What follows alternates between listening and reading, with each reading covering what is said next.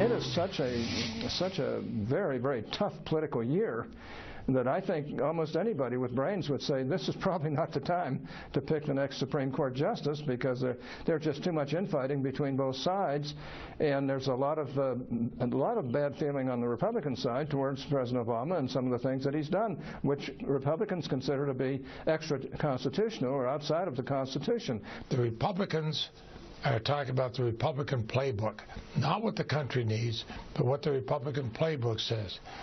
This is the playbook we should follow. The Constitution. Senator Leahy, Senator Hatch, about replacing the late Justice Antonin Scalia. This is what Senator Elizabeth Warren said today, posting Article 2, Section 2 of the Constitution says the President of the United States nominates justices to the Supreme Court with the advice and consent of the Senate. I can't find a clause that says except when there's a year left in the term of a Democratic president. Senate Republicans took an oath, just like Senate Democrats did, abandoning the duties they swore to uphold would threaten both the Constitution and our democracy itself. It would also prove that all the Republican talk about loving the Constitution is just that, empty talk. Let's bring in our panel. Syndicated columnist George Will. David Cantony is senior politics writer for U.S. News and World Report, and syndicated columnist Charles Krauthammer. George, does Elizabeth Warren have a point? Half a point. Clearly the President proposes, equally clearly the Senate disposes. And there are 4 ways they can dispose of an Obama nominee, which I think he's right. He has a duty to send up.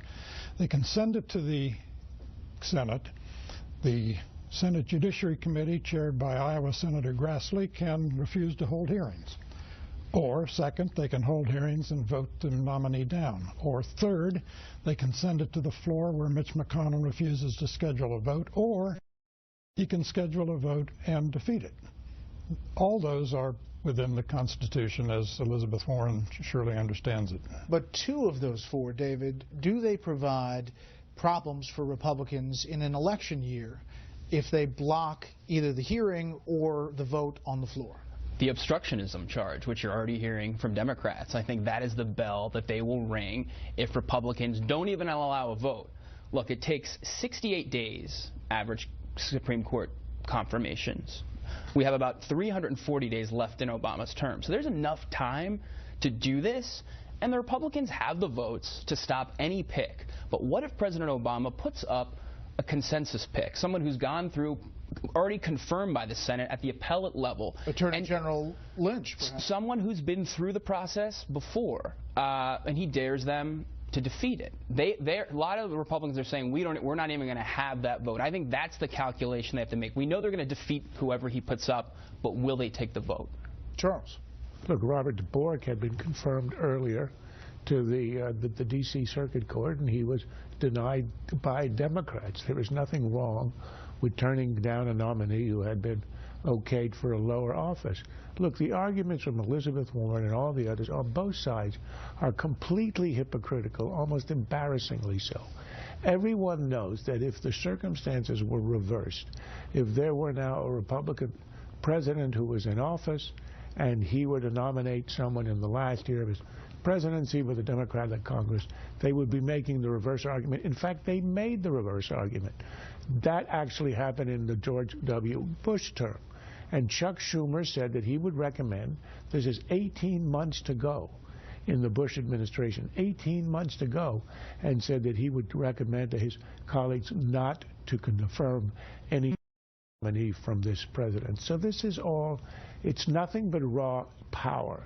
The future of the court is at stake. The future of the Scalia legacy is at stake. Whatever the effects on the election, however much the Democrats play the obstructionism charge, it pales in comparison with what would happen if Scalia were replaced by, say, another Elena Kagan. Right, but to David's point, it's one thing if they vote them down, the nominee, but it's another thing if they refuse to do the hearing. This is a tactical decision. I think this is the moment of his life for Mitch McConnell. He's the ultimate Senate tactician. He knows the rules. He knows how to get around things. This is purely a decision, a political decision, how best to turn this guy down or girl down, whoever it is, and it could go one way or the other. But that's nothing but tactics. In the end, the Republicans have to be absolutely united on the fact that they will not accept an Obama nominee one way or the other. I think that's right, and McConnell can be trusted. The interesting question to me is how this affects the Republican race going forward for the nomination. Marginally, by making the Supreme Court central, this ought to help, I would think, Ted Cruz, because he's the most sophisticated legal thinker in the race. He clerked for the Chief Justice of the United States. He was Solicitor General of Texas. And in that capacity, he 9 times argued cases before the Supreme Court, so he understands the dynamic of a small face-to-face society. This should be a difficulty for Mr. Trump for a number of reasons. The decision I think that Republicans probably hate most in this century so far is Kelo, the eminent domain decision that he has said he loves.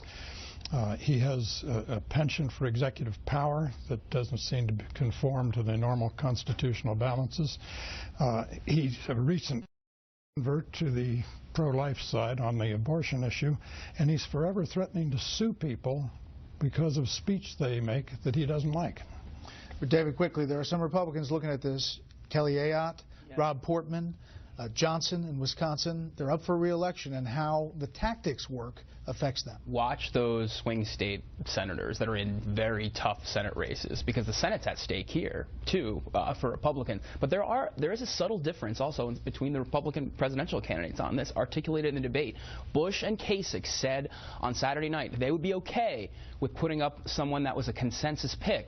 Rubio and Cruz have set a hard line. No vote, no process at all. So I don't think they were pushed on it. I don't think this has been covered a lot, but there was a distinguishment between the two candidates on And by the way, Trump put up a couple of names during that debate as well. Next up, the presidential campaigns.